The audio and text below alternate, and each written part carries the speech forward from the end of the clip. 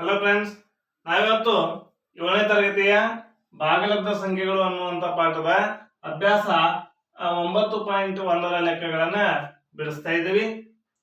ಈ ಭಾಗಲಬ್ಧ ಸಂಖ್ಯೆಗಳಿಗೆ ಇಂಗ್ಲಿಷ್ ನಲ್ಲಿ ನಾವು ರ್ಯಾಷನಲ್ ನಂಬರ್ಸ್ ಅಂತೇಳಿ ಕರಿತಾ ಇದ್ದೀವಿ.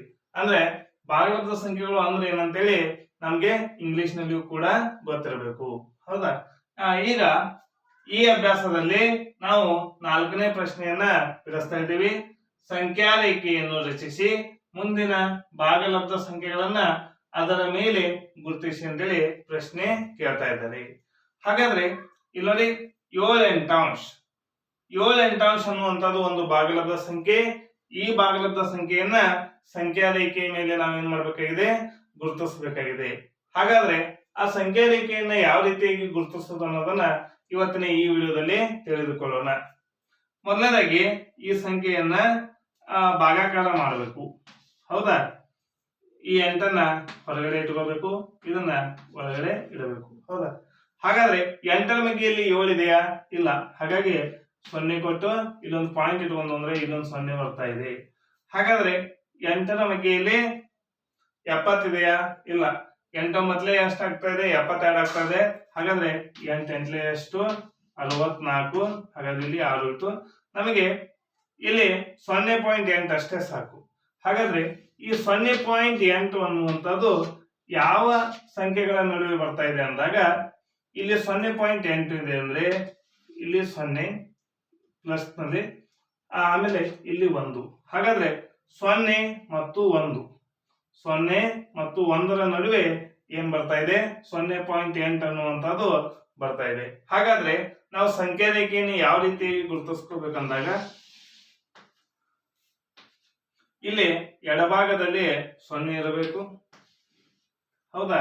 ಬಲಭಾಗದಲ್ಲಿ 1 ಅನ್ನುವಂಥದ್ದು ಯಾವುದು? +1, ಧನಾತ್ಮಕ. ಈ ರೀತಿಯಾಗಿ ನಾನು ಗುರುತಿಸ್ತಾ ಇದ್ದೀನಿ. ಹೌದಾ? ಈಗ ನೋಡಿ, ಈಗ ಈ ಭಾಗಲಬ್ಧ ಸಂಖ್ಯೆಯನ್ನು ನೋಡಿದಾಗ ಇಲ್ಲಿ ಎಷ್ಟಿದೆ? 8 ಇದೆ. ಇಲ್ಲಿ 8 ಅಂದಾಗ ನಾವು ಇಲ್ಲಿ ಏನ್ ಮಾಡ್ಕೋಬೇಕು? 7 ಒಂದು ಗುರುತುಗಳನ್ನ ಹಾಕೋಬೇಕು. 1 2 3 4 5 6 7. ಹೌದಾ? ಹಾಗಾದ್ರೆ ಇಲ್ಲಿ 7 ಗುರುತುಗಳನ್ನು ಹಾಕೊಂಡಿದ್ದೆ. ಇನ್ನ ಈ 0ಯನ್ನ ಇಲ್ಲಿ ನೋಡಿ, ಛೇದದಲ್ಲಿ ಏನಿದೆ? 8 ಇದೆ. ಹಾಗಾದ್ರೆ ಇಲ್ಲಿಯೂ ಕೂಡ ನಾನು ಏನ್ ಮಾಡ್ಕೋಬೇಕು? 8ನ್ನ ಬರ್ಕೋಬೇಕು. ನೋಡಿ, ಇಲ್ಲಿ ನಾನು 0 ಬರ್ಕೋತಾ ಇದ್ದೀನಿ. ಯಾಕಂದ್ರೆ 8 0 0 ಅಂದ್ರೆ 0 ಎಂಟಾಂಶ ಅಂದ್ರು 0. ಹೌದಾ?